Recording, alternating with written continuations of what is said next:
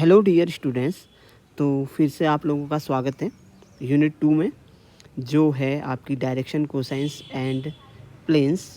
तो आज इसका थर्ड वीडियो मैं आप लोगों के सामने लेके आया हूँ और आज हम एक इम्पोर्टेंट थ्योरम को प्रूव करने जा रहे हैं यहाँ पे, जो है एंगल बिटवीन टू लाइंस और वेक्टर्स के बारे में हमारा जो थ्योरम है आज का। और ये थ्योरम काफ़ी इम्पोर्टेंट है क्योंकि इस थ्योरम से आपके न्यूमेरिकल्स तो आए हैं, साथ साथ ये थ्योरम भी काफ़ी बार पूछी गई है। तो आज का टॉपिक काफ़ी इम्पोर्टेंट होने वाला है। तो आज मैं आपका ये वाला पार्ट पूरा कर दूंगा डायरेक्शन कोसाइंस का, और कल से हम स्टार्ट करेंगे प्लेन। तो देखिए, कुछ बातें मुझे आप लोगों से करनी है। देखिए, आप लोग इन नोट्स को अच्छे से बनाइए, और सही में बता रहा हूँ, जिसके लिए आप लोग इतना पैसा खर्च कर रहे हैं, ट्यूशन्स वगैरह, ये सब आपको फ्री में मिल जा रहा है, तो इसका फ़ायदा उठाइए। That is very important thing, ठीक है ना। तो चलिए स्टार्ट करते हैं।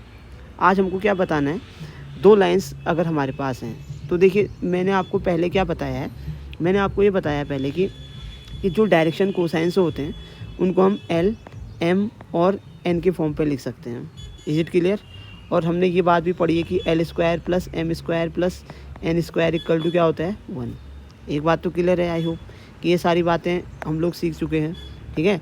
अच्छा, दूसरी बात मैंने आपको ये बताया कि जो डायरेक्शन रेशियोज हैं उनको हम ए, बी और सी के टर्म पे लिख सकते हैं, ठीक है ना। जहाँ पर मैंने आपको डायरेक्शन कोसाइंस और डायरेक्शन रेशियोज के बीच में एक रिलेशन भी निकाल के बताया था कि किस तरीके से हम उन रिलेशंस को निकाल सकते हैं। अगर आपको याद है तो जैसे मान लो मैंने एल को किस तरीके से लिखा था, मैं ये पहले यहाँ पे लिख देता हूँ कि एल को मैंने किस तरीके से लिखा था।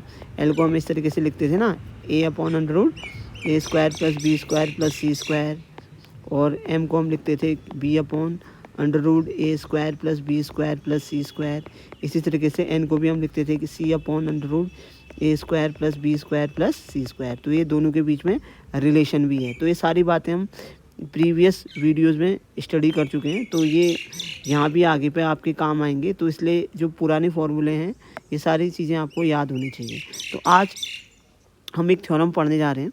अब आज के थ्योरम में हमको क्या दे रखे हैं, दो लाइंस या दो वेक्टर्स दे रखे हैं। वेक्टर्स आपको पता है क्या होते हैं, मैग्नीट्यूड भी होता है जिनके पास, और डायरेक्शंस भी होती हैं। अभी आगे को मैं आपको बताता रहूँगा। अब थ्योरम ये कहती है कि अगर थीटा एंगल है दो लाइंस या वेक्टर के बीच में, तो हमको कुछ बातों को प्रूव करना है, ठीक है ना। और ये बातें क्या क्या हैं, ये हमको तरीके से देखनी है। तो मैं चलो पहले आपको यहाँ पे समझाता हूँ, ठीक है ना। मैं थोड़ा पेन चेंज करता हूँ और इन थ्योरम्स को समझाता हूँ आपको। तो यहाँ पे हम कुछ प्रूफ्स देखते हैं कि किस तरीके से हम इन प्रूफ को करेंगे। काफ़ी आसान से प्रूफ हैं, बहुत आसानी से आप लोग इनको प्रूफ कर जाओगे। देखिए, तो प्रूफ करते हैं। तो देखिए, ये क्या कहता है कि आपके पास दो लाइन्स हैं, ठीक है ना, ठीक है ना, या दो वेक्टर्स हैं। जैसे मान लो मैंने दो लाइन्स यहाँ पे बनाई, कोई भी दो लाइन्स इस तरीके से बनाई, और दो लाइन्स के बीच का या दो वेक्टर्स के बीच का एंगल क्या है, थीटा है। और पहले लाइन के जो डायरेक्शन कोसाइन है वो है L1, M1 और N1। और इसी तरीके से जो सेकेंड लाइन है हमारी, उसके जो डायरेक्शन कोसाइंस हैं वो हैं L2, M2 और N2 हैं। तो ये चीज़ें तो हमको दी हुई हैं, और इनके साथ साथ बाकी चीज़ें हमको क्या करनी है, फिर प्रूफ करनी है, जिनको हम देखने वाले हैं आगे। क्लियर है बातें। तो अब ये कहता है कि if theta is the angle between two lines और vectors who direction cosines are L1, M1, N1 and L2, M2, N2, ठीक है ना, prove that cos theta equal to L1, L2 plus M1, M2 plus N1, N2, ठीक है। तो अभी कैसे prove करेंगे हम, ये सबसे पहले हम देखते हैं यहाँ पे, ठीक है। तो हम यहाँ पर क्या करेंगे, वेक्टर्स का यूज करेंगे। अब आप लोगों को पता है कि वेक्टर्स का यूज कैसे किया जाता है, आप लोगों को आता होगा ये, ठीक है ना। तो देखिए, अब मान लो मैं लिखता हूँ कि let A and B are, A and B are, मान लेते हैं two unit vectors, two unit vectors, unit vectors along the line, along the line,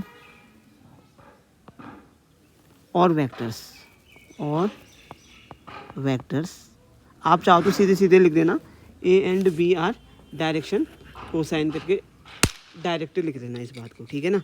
आई बात समझ में। तो अब देखिए, अब मैं यहाँ पे लिख रहा हूँ और vectors whose direction cosines are, whose direction cosines are L1 M1 N1 and L2 M2 N2। Clear है बात है? ये है मतलब यानी कि वेक्टर ए के direction cosine L1 M1 L1 M1 N2 है, L1 M1 और N1 है। सॉरी ये मैंने गलत बोल दिया यहाँ पे, मैं गलत लिख दिया है शायद ये, तो मैं इसको दोबारा से लिख देता हूँ यहाँ पे, ठीक है ना। तो आर L1 M1 और N1 और दूसरी की क्या है L2 M2 और N2 है। ये वेक्टर वी के हो गए, ठीक है। अच्छा अब यहाँ पर हमको किस तरीके से काम करना है, ठीक है। और यहाँ पे हम ये भी लिख देते हैं and theta is the angle between vector A and vector B. अच्छा एक चीज़ बताइए, क्योंकि आपके पास क्या है A and B are unit vector, ये क्या है आपके पास यूनिट वेक्टर्स हैं, तो ये तो आपको पता ही होगा ना कि तो मैग्नीट्यूड जो होता है किसी भी यूनिट वेक्टर का क्या होता है, यूनिट का मतलब 1 होता है। ये तो भाई आप 11th 12th और 11th 12th की फिजिक्स में भी पढ़ के आए हुए हैं कि भाई यूनिट वेक्टर का मैग्नीट्यूड क्या होता है, 1 होता है। क्लियर है? तो पहला प्रूफ हम करने जा रहे हैं यहाँ पे, ठीक है ना। तो पहला प्रूफ हम ये करने जा रहे हैं यहाँ पे। अब देखो आप तरीके से, ठीक है। तो अब हमको पहला प्रूफ ये करना है। अब हम इस प्रूफ को कैसे करेंगे, तो मैंने कहा कि यार ए वेक्टर को मैं मान लो लिख लेता हूँ, क्योंकि इसके जो डायरेक्शन कोसाइंस हैं L1 M1 और N1 है, तो इसको मैं ऐसा लिख सकता हूँ L1 I cap plus M1 J cap plus N1 K cap. Clear है? अच्छा अब आप लोग कहेंगे कि सर ये I के साथ L1 क्यों लिखा, J के साथ M1 क्यों लिखा और K के साथ N1 क्यों लिखा, क्योंकि भाई परसों ही तो मैंने आप लोगों को समझा रखा है कि ये X Y और Z हैं। तो अगर मान लो ये कोई एक P वेक्टर है आपके पास, तो X एक्सिस से क्या बना रहा है वो अल्फा एंगल बना रहा है ना, और Y एक्सिस से क्या बना रहा है वो बीटा एंगल बना रहा है, और Z एक्सिस से क्या बना रहा है वो गामा एंगल बना रहा है। तो cos alpha cos beta cos gamma को ही क्या कहा जाता है, डायरेक्शन कोसाइंस, और इन्हीं को L M और N कहा जाता है। तो भाई कॉस अल्फा जो एंगल बन रहा है वो X एक्सिस से बन रहा है, इसलिए मैंने I के साथ क्या लिख दिया है, I कैप के साथ क्या लिख दिया है, L1 लिख दिया है। क्लियर है? ऐसे बी वेक्टर को कैसे लिख सकते हैं हम, L2 I cap plus M2 J cap plus N2 K cap. I hope कि आपके समझ में आ रहा होगा। अब हम यहाँ से क्या करते हैं, दोनों का डॉट प्रोडक्ट कर लेते हैं। अब मैं यहाँ लिख देता हूँ A dot B equal to, तो क्या लिख दूंगा मैं L1 I cap plus M1 J cap plus N1 K cap dot L2 I cap plus M2 J cap plus N2 K cap. तो ये तो आपको पता ही है भाई कि ये आप लोग पढ़ के आए हो, I dot I cap dot I cap equal to 1 होता है, that is equal to J dot J cap dot J cap that is equal to K cap dot K cap होता है। ये चीज़ आप लोग पढ़ के आए हैं, ठीक है ना। और ऐसे ही आप लोग ये भी पढ़ के आए हैं I dot J is equal to 0, J dot K equal to 0, K dot I equal to क्या 0। ये सब चीज़ आप पढ़ के आए हैं, डॉट प्रोडक्ट। तो अब एक बात बताओ, ठीक है, साथ साथ ही अब आपको एक बात भी पता है कि A डॉट B है, A डॉट B को मैं क्या लिख सकता हूँ बताओ, A mod of B dot product में कौन सा एंगल लेते हैं हम, कॉस थीटा लेते हैं, दैट इज इक्वल टू। अब डॉट प्रोडक्ट कैसे करते हैं हम, I को I के साथ ऑपरेट करेंगे, J को J के साथ ऑपरेट करेंगे और K को K के साथ ऑपरेट करेंगे, बाकी सारी वैल्यूज क्या आ जाती है हमारी 0। फिर से कह रहा हूँ, पढ़ के आए हैं आप लोग। तो अब मैं यहाँ क्या लिखता हूँ, L1 को L2 से मल्टीप्लाई करूँगा और I cap dot I cap plus M1 M2 J cap dot J cap plus N1 N2 K cap dot K cap. बाकी जो I और J के साथ जो मल्टीप्लाई होगा या J और K के या K और I के साथ, वो सब वैल्यू पे होंगी आपकी 0 होंगी। ये तो आप लोगों को आते ही हैं। अच्छा अभी एक बात बताइए, क्योंकि A और B यूनिट वेक्टर हैं तो इनका मैग्नीट्यूड कितना होगा, 1 होगा। तो यहाँ पे मैंने 1 लिख दिया, cos theta that is equal to L1 L2 I dot I 1, J dot J 1, K dot K 1। तो लो प्रूफ हो गया, कितना आसान है भाई। तो यहाँ से क्या आ गया, कॉस थीटा इक्वल टू, हमारे पास आंसर आ गया ये, ठीक है ना। तो इस तरीके से हमारे पास पहला रिजल्ट आ गया है। और वो पहला रिजल्ट क्या है हमारा, वो पहला रिजल्ट है cos theta equal to L1 L2 plus M1 M2 plus N1 N2 है। क्लियर है? तो यहाँ से पहली चीज़ तो हमारी क्या हो गई है, प्रूव्ड हो गई है। तो आई होप कि आप लोगों को समझ में आ गई होगी बातें। ठीक है। अच्छा, सेकंड हमको प्रूव करना है कि सेकंड जो हमको प्रूव करना है, ये कहता है कि the lines are perpendicular if and only if जो भी हमारा रिजल्ट आया वो कितना है, 0 आए। क्लियर है बातें? तो देखें, अब एक बात बताइए, सेकंड वाले का प्रूफ कैसे करेंगे? ये तो आप लोगों के दिमाग के अंदर वैसे ही सेट हो गया होगा। मैंने कहा कि if A and B are perpendicular to each other, अगर ये एक दूसरे के क्या हैं, परपेंडिकुलर हैं each other, then theta equal to कितना हो जाएगा, 90 डिग्री। सो अगर मान लो मैं इसको इक्वेशन नंबर 1 लेता हूँ, तो फ्रॉम 1 थीटा की जगह कितना लिख दूंगा मैं, 90। तो cos 90 equal to L1 L2 plus M1 M2 plus N1 N2। अब देखिए cos 90 की वैल्यू कितनी होती है, 0। तो यहाँ से हमारी सेकंड बात भी प्रूफ होगी, L1 L2 plus M1 M2 plus N1 N2 equal to कितना होता है, 0 होता है। तो देखिए कितने आसान से आपके पास डेरिवेशंस हैं जिनको आप आसानी से क्या कर सकते हैं, प्रूव कर सकते हैं। बस थोड़ा सा नॉलेज चाहिए आपको, वो भी 11th 12th क्लास का। ठीक है। अच्छा, अब थर्ड हमको शायद साइन थीटा की वैल्यू निकालनी है। Sine theta equal to this, एक बड़ी सी वैल्यू दे रखी है। अब तुम खुद बताओ यार, एक बार बताओ, ए और बी को हमने यूनिट वेक्टर माना है, डॉट प्रोडक्ट से कॉस थीटा आता है, तो क्रॉस प्रोडक्ट से क्या आ जाएगा हमारा, साइन थीटा आ जाएगा। तो क्यों ना एक काम करें हम कि ए और बी वेक्टर का क्या कर दें, क्रॉस प्रोडक्ट निकाल लें।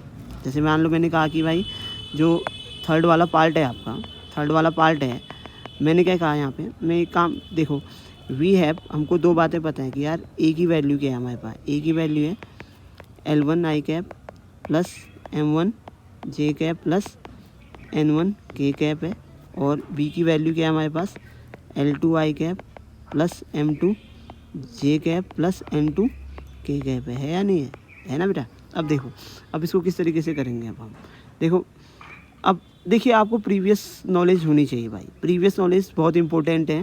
ठीक है ना, वेक्टर्स के बारे में आप जो 11th 12th में पढ़ के आए हैं। ठीक है। अब मैंने क्या, नाउ अगर मैं क्या करूँ, ए क्रॉस बी करूँ, तो भाई एक बार बताओ, क्रॉस प्रोडक्ट में क्या होता है, देखो क्रॉस प्रोडक्ट में हम क्या बनाते हैं, डिटर्मिनेंट बनाते हैं ना। तो यहाँ पर क्या लिखते हैं हम, आई कैप जे कैप के कैप, यहाँ पर कितना आ जाएगा L1, और यहाँ पे कितना आएगा M1 और यहाँ पे कितना आएगा N1। इसी तरीके से L2 M2 और N2, ये तो आता ही है आप लोगों को।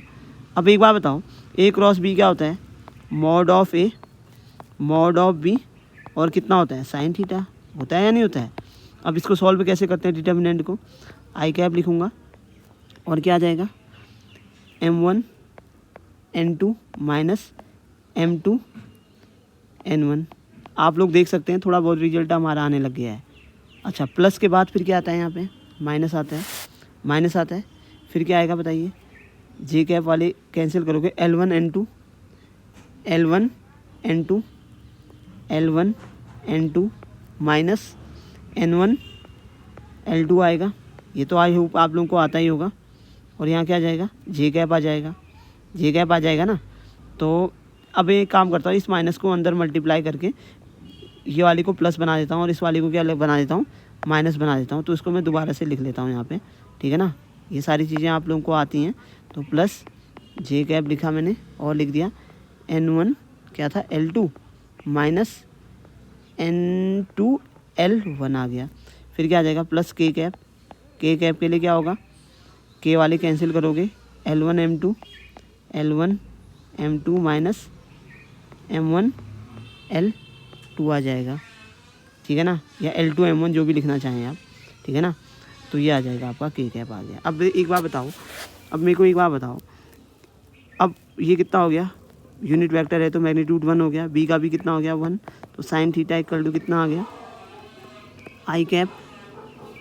ठीक है, आई कैप, और कितना आ जाएगा यहाँ से, ये आ जाएगा आपका M1 N2 minus M2 N1 plus J cap N1 L2 minus N2 L1 plus K cap और ये कितना आ जाएगा L2m2 माइनस L1m2 है, सॉरी L1m2, यहाँ पे मैं इसको सुधार लेता हूँ, L1m2 माइनस L2 को लिख देता हूँ आगे m1, ये आ गया। तो अब देखो, तो साइन थीटा की वैल्यू तो ये आ गई मेरे पास, करेक्ट है बात। अब बात क्या है, देखो अब वहाँ पे अब आप कहोगे कि सर साइन थीटा की वैल्यू तो अंडर में है। अरे भाई, आप लोगों को एक बात तो पता है ना कि अगर मान लो मेरे पास कोई एक वेक्टर है, देखो यहाँ पे अगर मान लो मैं इसको लिखूँ साइन स्क्वायर थीटा लिखूँ, साइन स्क्वायर थीटा को मैं क्या लिख सकता हूँ फिर, अंडर रूट, या सॉरी उसको मैं क्या लिख सकता हूँ, देखो मैं तुम्हें एक बार समझा ही देता हूँ जहाँ से आप लोगों को फिर कन्फ्यूजन क्रिएट ना हो। क्लियर है बात है। तो देखो यहाँ पे साइन थीटा की वैल्यू अंडर रूट में क्यों लिखी है, वाई। जैसे अब मैं चाहूँ तो यहाँ पे मैं ऐसा लिख सकता हूँ, चलो पहले मैं लिख के दिखा देता हूँ आपको। मैंने लिखा यहाँ से क्या आया, sine theta equal to under root जो वैल्यूज़ दे रखी है मैंने m1 n2 minus m2 n1, answer आ गया है। अब आपको हो सकता है इस स्टेप में थोड़ा सा कन्फ्यूजन हो रहा होगा, तो मैं इसको समझा देता हूँ आपको। 2 मिनट रुक जाओ, पहले मैं पूरा इसका जो प्रूफ है उसको लिख ही देता हूँ, L1m2 माइनस L2m1। अब आपके दिमाग के अंदर ये होगा कि सर ठीक है, साइन थीटा की वैल्यू लगभग आ गई, फिर लास्ट में आपने ये रिजल्ट कैसे लिखा। अरे भाई, बहुत आसानी तरीके से लिखा है। मैंने आपको पहले भी बताया है कि देखो, मैंने आपको बताया है कि अगर कोई एक वेक्टर है आपके पास, मान लो कोई एक वेक्टर है, कैसे करके लिखूँ मैं इसको, मान लो मैंने कोई एक वेक्टर क्या लिखा, ए लिख दिया। मान लो कोई एक वेक्टर है, यहाँ पर मैंने ए का यूज किया है, तो मैं यहाँ पर कोई एक्स वेक्टर लिख लेता हूँ, ठीक है ना। जैसे मान लो मैंने कोई एक एक्स वेक्टर लिखा और इसकी वैल्यू क्या है, एक्स आई कैप प्लस वाई जे कैप प्लस क्या है, जेड के कैप है, मान लो, ठीक है ना। आई बात समझ में। तो देखो यहाँ पर भी तो सेम वही चीज़ आ रही है, देखो ये देखो आई कैप, देखो यहाँ पे देखो आई cap plus J cap plus क्या आया है, के कैप आया है, दिख रहा है ना आप लोगों को। तो देखिए, अब एक बार बताओ, जब हमारे पास ये वैल्यू है तो मैग्नीट्यूड कैसे निकालते हैं किसी भी वेक्टर का, अंडर रूट क्या करके, एक्स के कोफिशिएंट का स्क्वायर प्लस वाई के कोफिशिएंट का स्क्वायर प्लस जेड के कोफिशिएंट का स्क्वायर। तो सेम यही चीज़ तो हमने यहाँ पर भी की है कि भाई हमारे पास एक साइन थीटा की वैल्यू किस में आई है, आई जे, और किस में आई है, के में आई है। तो इसी साइन थीटा का हमने मैग्नीट्यूड कैसे निकाला, अंडर रूट एक्स का कंपोनेंट का स्क्वायर प्लस वाई का स्क्वायर प्लस क्या, जेड का स्क्वायर। तो इस तरीके से हमारे पास ये थर्ड वाला डेरिवेशन भी क्या हो गया, प्रूव्ड हो गया। आई होप कि आप लोगों के समझ में आ गई होगी ये बातें। नहीं आई है तो प्लीज़ कमेंट बॉक्स में आप लोग अपने डाउट को पूछ सकते हैं। क्लियर है बात है। और जो अब अगला जो हमको बनाना है, ठीक है ना, अगला वाला जो बनाना है, देखिए अगला वाला क्या बनाना है हमको, द लाइन्स देखो are perpendicular if and only if, ये वाली वैल्यूज हमको निकालनी है। L1/L2 is equal to M1/M2 is equal to N1/N2। अब देखो बेटा, इसके लिए हम फिर से क्लास 12th के फॉर्मूले का यूज करेंगे, ठीक है ना। और कैसे करते हैं अभी मैं आपको जब बताऊंगा, आगे लिखूंगा, तो आपके समझ में आ जाएगा कि आपने क्लास 12th के वेक्टर वाले में कुछ यही बातें पढ़ी हैं आपने, ठीक है ना। अब देखिए, अब हमको क्या करना है, नाउ ये कौन सा वाला था, मेरे ख्याल से 4th वाला पार्ट है मेरे ख्याल से ना, तो मैं यहाँ पे 4th लिख देता हूँ, ठीक है। तो अब हमको क्या पता करना है कि now we have to proof,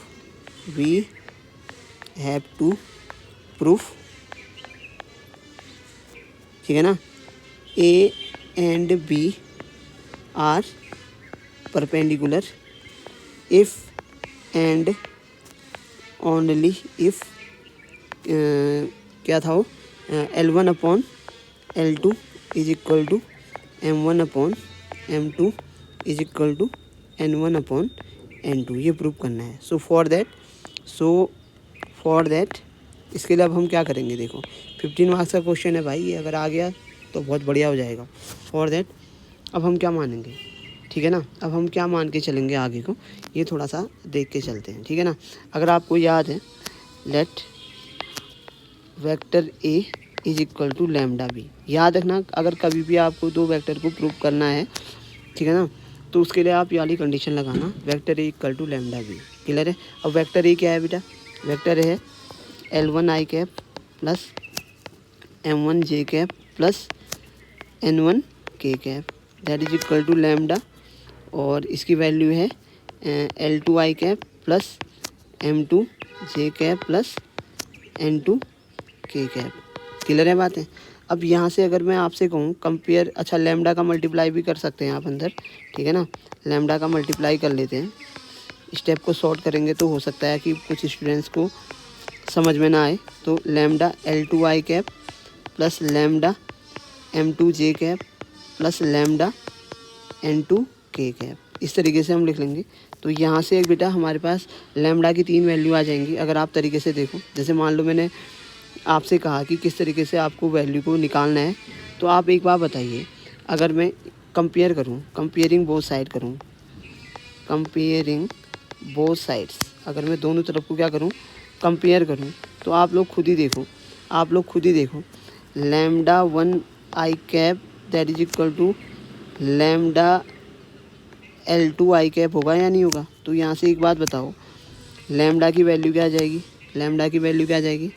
L1/L2 आ जाएगी, आएगी नहीं आएगी। सिमिलरली अगर आप जे और जे कैप को कंपेयर करोगे तो यहाँ से क्या आ जाएगा, लैम्डा की एक वैल्यू क्या आ जाएगी बेटा, M1/M2 आ जाएगी। और सेम यही वैल्यू एक और आ जाएगी लैम्डा की, कितनी आ जाएगी, N1/N2 आ जाएगी। तो यहाँ से देखो लैम्डा की 3 वैल्यू आ गई हैं आपके पास, लैम्डा की कितनी वैल्यू आ गई हैं, 3 वैल्यू आ गई हैं।